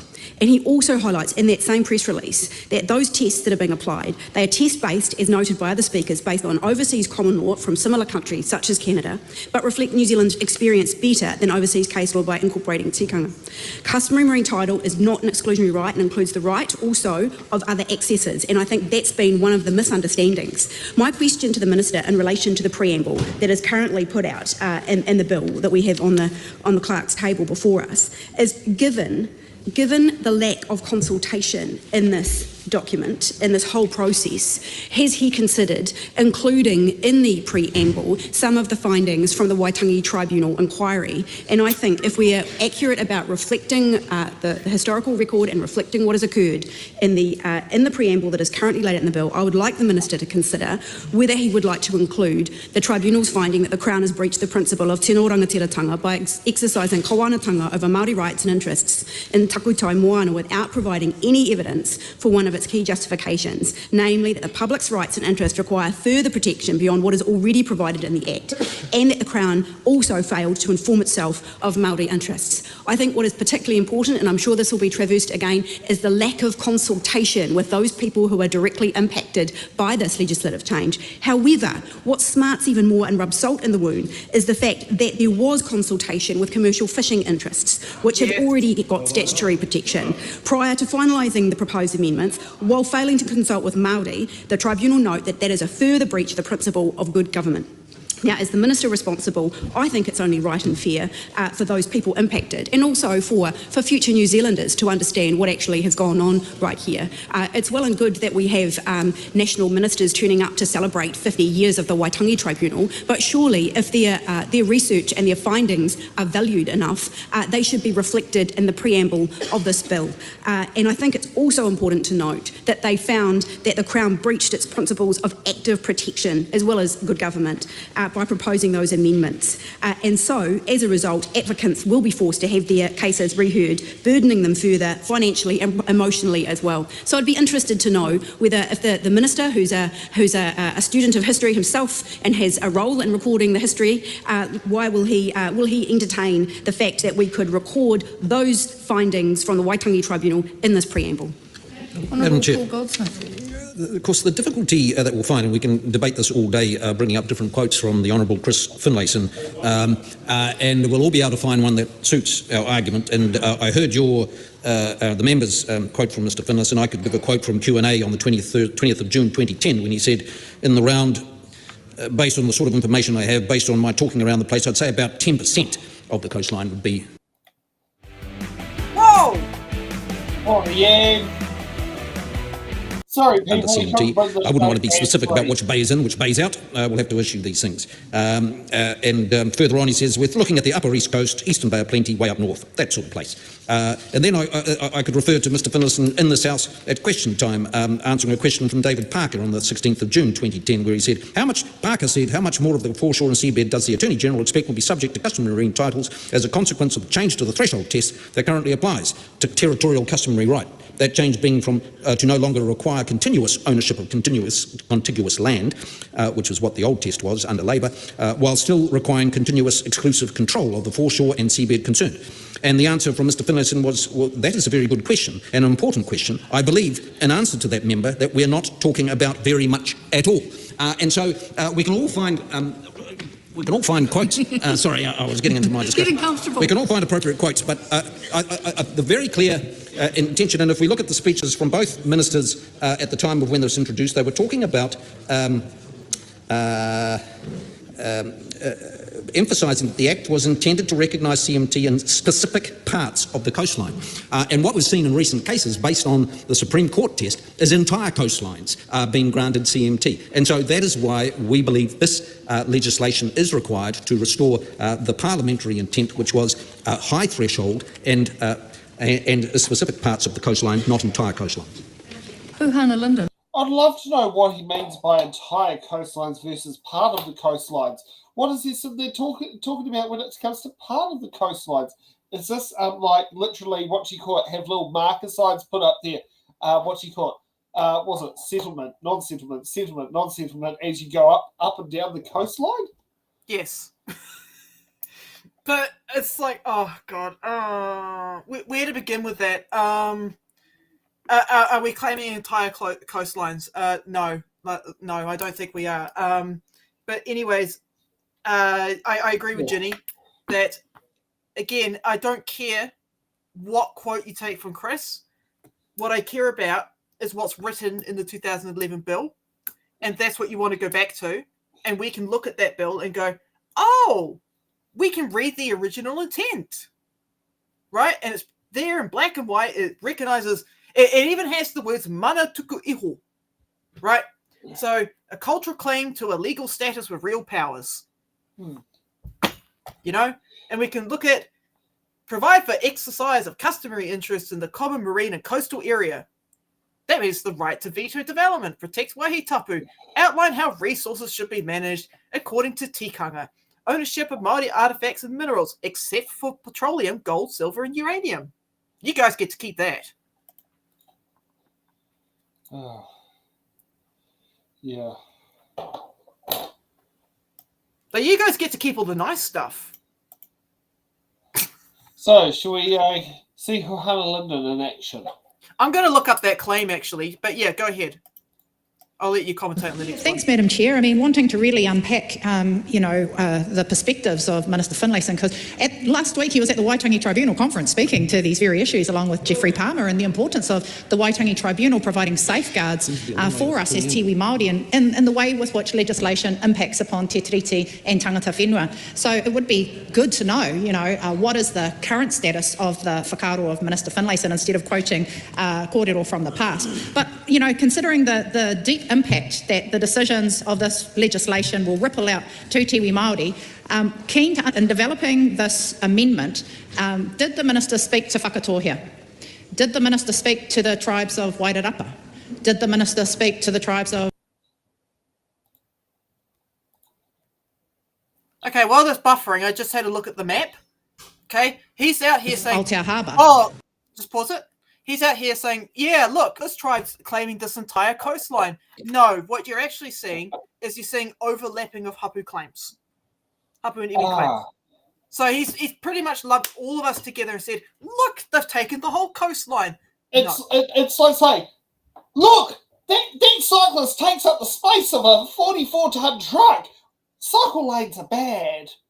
Pretty With much, reality yeah. land, it's 3 cyclists in the same space. Yeah, look, you can look at the maps of all the claims and everything. It's like, they're taking entire coastlines. And like, sir, how many hapus are there? It's not one iwi taking an entire coastline. It's not. Yeah.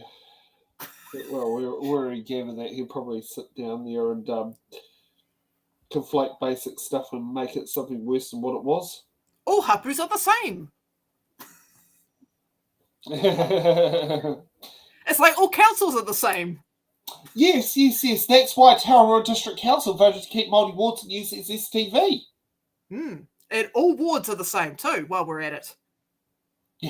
I saw that debate with the ex-national MP guy was going, we should have no wards. Tim McIndoe. Yeah, I remember watching that. It's like, oh, wow, okay. No, he's been very consistent on that one. Yeah. But it's like the interesting part is the reason why wards are in place is for geographical representation. I'm going to grab you a map. The fact that for the local council, they've adopted the same model that what the central government uses, which is creating an east and west. And the east and west model itself is actually proving to have some problematics in Hamilton because it's not leading necessarily to spread out representation within the wards. Okay, I'm going to link you the maps, and you'll see exactly what I'm referring to. That it's not just entire iwi taking a coastline; it's been broken up into hapu groups.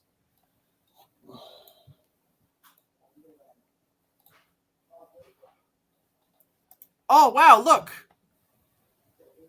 at that.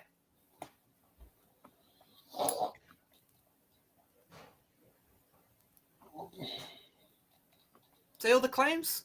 Yeah. Well, there's a lot in the Bay of Plenty. Yep. Not surprised though, because there's 15 hapu in Tauranga itself. All the claims have dropped back a little bit once you start heading around the other side of the coast. Mm-hmm. Oh my God! The Maori are all these iwi are taking all the coastline. No, wait a minute. They don't want to take any coastline between Hastings and was it Pongahau? You can have that. And if you sort of take a look, like a decent chunk of the Kapiti Coast is not even touched. Yep. There is a lot that overlap each other. I mean, I'm not surprised the Horowhenua with that overlapping in the area. That doesn't surprise me. There's a lot of hapu, and the problem is what they're trying to do is they're trying to lump everyone into iwi. Like they're trying to go right. It's all these iwi. It's like no, they're ignoring the fact that hapu are sub-tribes, and that there's different historical claims, and Yeah, I mean, take a look. There's a lot in the Taranaki. Yep. They want to do some oil drilling. Yes. It's a lot along the west coast of up near Raglan. Oh God, there's a lot near Raglan. And there's no guarantee that all of these are going to be accepted either in the court. So it's just these are just the areas that have been looked over and whatnot. Yeah. But yeah. It's quite Not often in South Island, but I'd probably say that's Ngāi Tahu. Yeah, However, that's often the classic one. They'll use Ngāi Tahu and Ngāti Moe. They go, look, the Maori are taking all the land. I was like, yeah, and I can show you photos of like all the Pākehā taking all the land. So what? Yeah. I mean, I had a social studies teacher who said to admit that his family was on the wrong side of history with the land wars in Taranaki. Yeah, it's like those are all just individual hapu claims that you see Yeah. there, right? That's not like they're not all being lumped into like one iwi claim. claim. Yeah, It's not like a class was it class lawsuit? Class action. and also different hapu have got different priorities. Like they might be like they might go. Actually, we do want an oil rig out here. Yeah. You might have what do you call it? Yeah, hapu down the road. Wanting something very different to hapu up the road. Exactly. So it's like, bro, you've got more. If anything, you've got more options. Yeah, I wonder what Shane Jones's hapu stands for. You know? Yeah, I wonder if Shane Jones's hapu is having claims over the same land that Marina Mino's Kapakingi's hapu is having claims over. Yeah, it's very silly. It's like saying entire, I don't know, what would be the English Pākehā equivalent? Entire councils are taking bits of sea, shore foreshore. Yeah. I've been talking for too long, but yes. Yeah. London. We'll continue where it was buffering. Yes. Who specifically did the minister speak to when it came to proposing that these amendments were about bringing back balance and the original intent? Because as tangata whenua... Can I just bring the member back to the preamble? Yes. Because it's not that these questions Yes. are not relevant, but we just need to focus on the preamble. Whakatohia is in the preamble. Yeah. And it shows the intention. So these are It was just directly getting a bit named... broad, so I was these just are, trying to bring these it are back. directly named claimant groups. We're buffering, but she's pretty much saying what I said. We're buffering for an ad. Let's keep our construction workers in New Zealand. We gotta wash the dirty bills. Gotta wash the dirty bills. Groups within the preamble who are going to be specifically impacted. And when we go back to the original intent of the legislation, it's really clear that the Takutai Moana Act was to acknowledge Te Tiriti o Waitangi, that it was to provide a space for tangata whenua to exercise their customary interests in the common marine and coastal areas, that the manatuku iho of tangata whenua in the marine and coastal areas of hapu, iwi and whānau as tangata whenua could be recognised, but that the Takutai Moana Act was to establish a durable scheme to ensure the protection of legitimate interests of all New Zealanders in the marine. Oh God, this buffering's like crazy. We're getting buff over here. Oh, I know. I've never seen a buff yeah. It's just annoying that I can't use my normal source and now it's buffering like mad. It's all right. It's almost the end of the show, anyways. Look. Yeah. But yeah, unless you want to hear me shout some more. Let's hear you shout some more. Okay.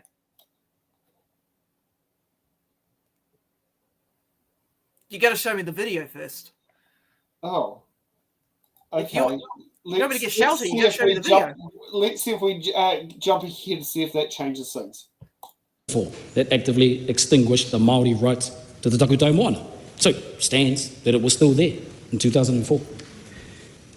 And, so we're talking about the Māori customary right. And then as the minister's talking about balance, we're talking about the public's right.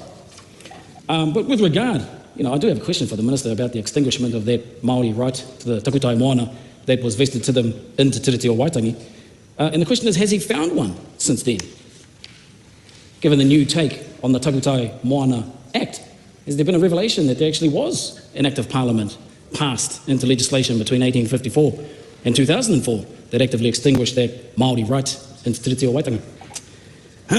So the Balancing Act, I'm interested in the Balancing Act, and it comes down to the constitutional framing of the argument.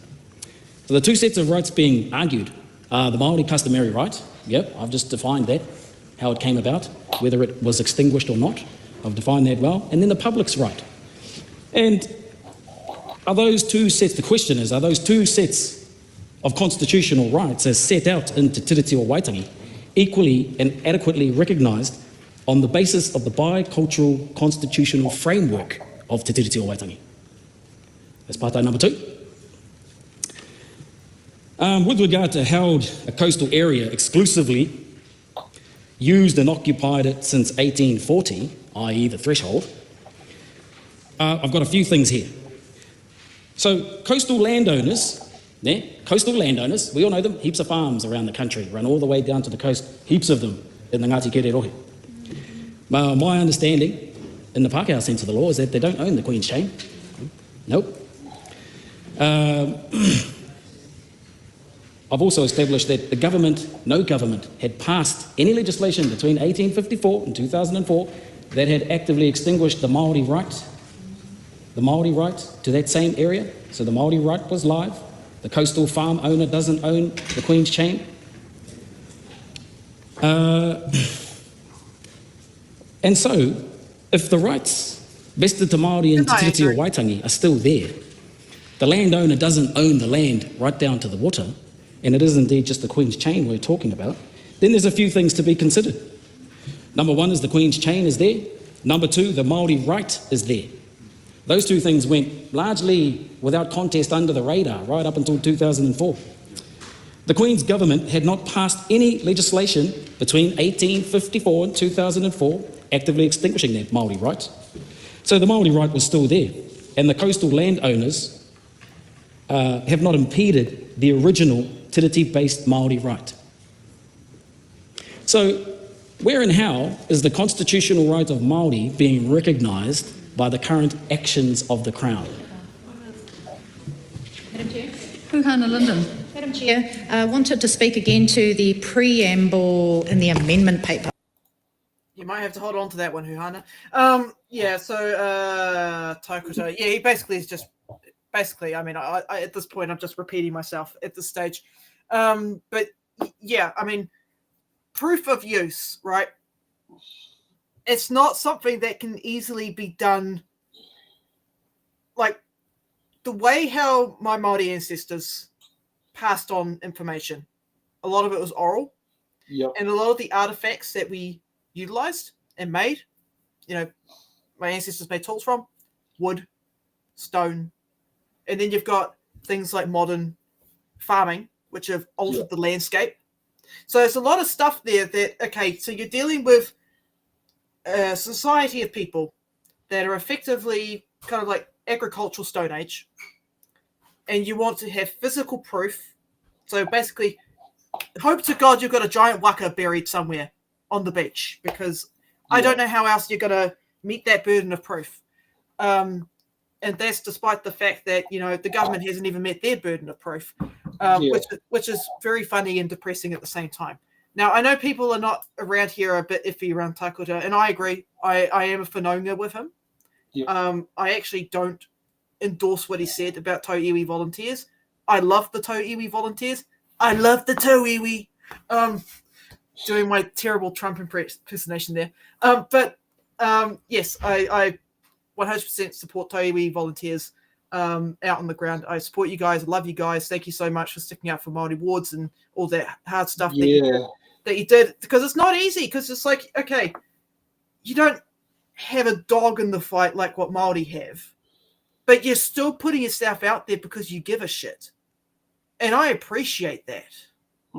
So I just want to point that out there as whanaunga with Takutai. I don't agree with what he said. So I know, yeah. I agree with what he said on the speech. I don't agree with what he said in the past about Tauiwi. I thought that was probably the dumbest thing he ever said. Yeah. Okay. Let's hear more from Huhana Linden. Whereby we have preamble number 6 and number 7 and 7B in particular. Because I wanted to understand from the Minister, there is these amendments are being provided to ensure that they have the effect and maintain the balance that Parliament intends. And then in 7B, it requires inferences by a decision maker, which could be the court also, to be based on physical use and occupation. So thinking about the implications for decision makers, including the courts, to be based on evidence of physical use and occupation now and into the future, who's going to be financing the implementation of this? Who is going to be resourcing, whether it be the court, who's going to resource the claimants, who's going to resource the machinery of government also in the way with which claimants are going to have to provide evidence of physical use and occupation? Then who is also going to provide the resource to then rebut the tangata whenua evidence? I'm concerned in terms of the resources that are we've already been told there's cuts everywhere, cut. And yet we see this government bringing legislation in, and just in the preamble itself, changing the nature by which we have to prove our connection and provide evidence of physical use and occupation, which is inconsistent with the test based on tikanga. So it would be great to hear from the Minister, how are we going to fund the system? How are we going to fund the claimants? How is the court, how is Te Ara Whiti or Te Tari Whakatau going to fund this new machinery coming through in amendment legislation when we were already told as claimants, starved already of $1 to prove our connection to a place? If we're revisiting and the retrospective nature of the decisions now impacting some 7 cases, including whakatō here that is mentioned in the preamble, who's going to pay for it? Because that's going back to the taxpayer, and that's already a burden that has been heavy enough. How much is it going to cost? Have the officials done the work in terms of implementing this amendment legislation, knowing that the decision maker now has to show and prove the physical use and occupation? The evidence must be put on the table. I mean, she's not wrong. I mean, we can go over again how little judges we have. It's like, I know. Maybe we will have Goldsmith will mobilise as a biased judge. Yeah, it's like, oh god, it's like, hey, you went through this process. Do you feel like going through it again, even though you've got no money? Can you picture Paul Goldsmith as a judge on the judiciary? No. Put it this way: would he make a better Judge Judy? God, if he makes a better Judge Judy, I will have to eat my hat. I don't. And put it this way: so would he be better as a TV judge? I don't know. I've had enough of seeing him for one evening. I've had enough. I've had enough of this bill. So you pull Goldsmith out, and you've been was it taken out by the bill? Yeah. Why did this week have to be such a boring week in Parliament? I don't know. I thought bills, I'd say weren't the flashiest bills that were in Parliament this week. And okay, we can't complain about what happened on Thursday with the passing of former Prime Minister Jim Bolger, but like this week in Parliament, for a Parliament that's gone into extended sittings, it was a garbage week of legislation. Yeah. I think that was probably the most interesting piece of legislation that was being debated about, and it was for the dumbest reasons, because, again, the bill didn't even... Look, they didn't even bring evidence to the table to support the justification they were presenting for making these amendments, other than, hey, we talked to a bunch of fossil fuel companies, we talked to the commercial fishery guys. Yeah, we talked to all these commercial interests, right? They want to do stuff here, and these pesky Maori in the way. So we better amend them out of the way. Yeah. Okay, so for those who are wondering what bills are coming up for submissions in the next week, closing next week, here's one that's interesting. The Taxation Annual Rates, Compliance Simplification and Remedials Measures Bill. It is due on Mega Strike Day. Oh. You can always put in a submission about audit the rich, audit the rich, audit the rich. Nice. You can just spam wealth tax, capital gains tax, capital gains tax, capital gains tax. Try saying that fast. But just spam it. Compliance. Compliance. Yes, compliance. The rich will comply.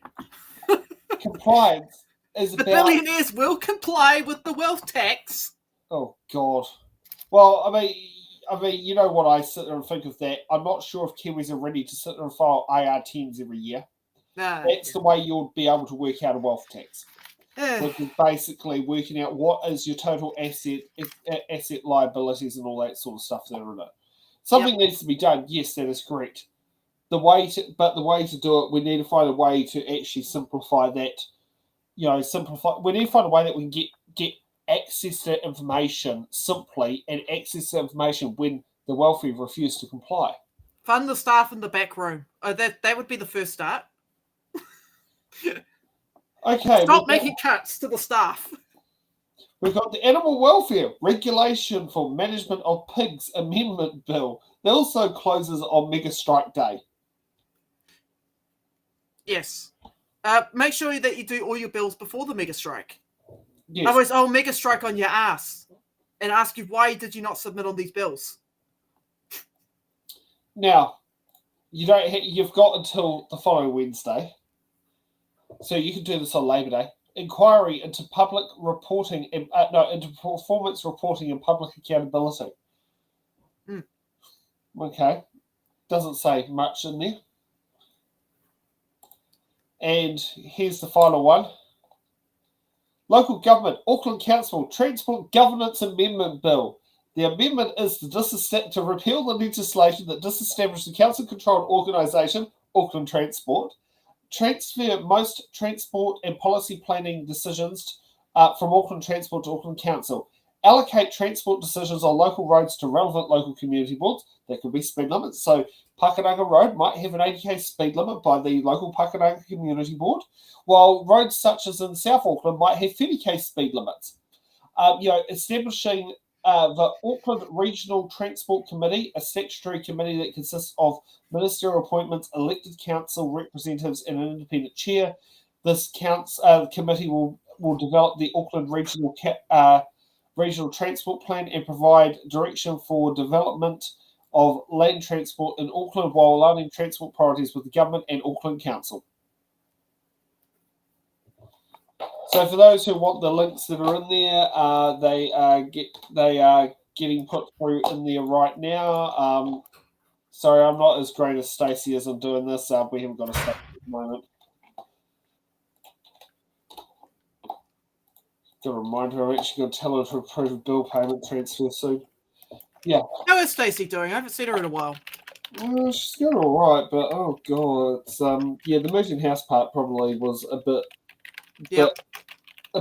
full on. Which I mean that's the part that she had that bit before it's in the ballot, and I've got the bit happening after it's in the ballot. Yep. So, but I mean the move is necessary. It is what it needs to be. And it will be, as I say, it's the best decision that could be done. And hopefully there isn't a repeat of what's happened that will lead to me needing to sit there and go and look at doing it again. Okay, these things happen. Anyways, I'm tired, I'm hungry, and I think that's the end of the show, folks. Okay. When it gets there. Thank you for watching The Order Paper, your express ticket to the New Zealand House of Representatives.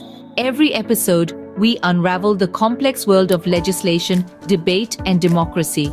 From bills to select committees, we've got it all covered. From our team of political commentators who will dissect and explain what's happened so you can remain up to date on what's happened in the Aotearoa, New Zealand Parliament. To support our channel, you can become a Patreon member at patreon.com/it'sintheballot. The Order Paper podcast is brought to you by It's in the Ballot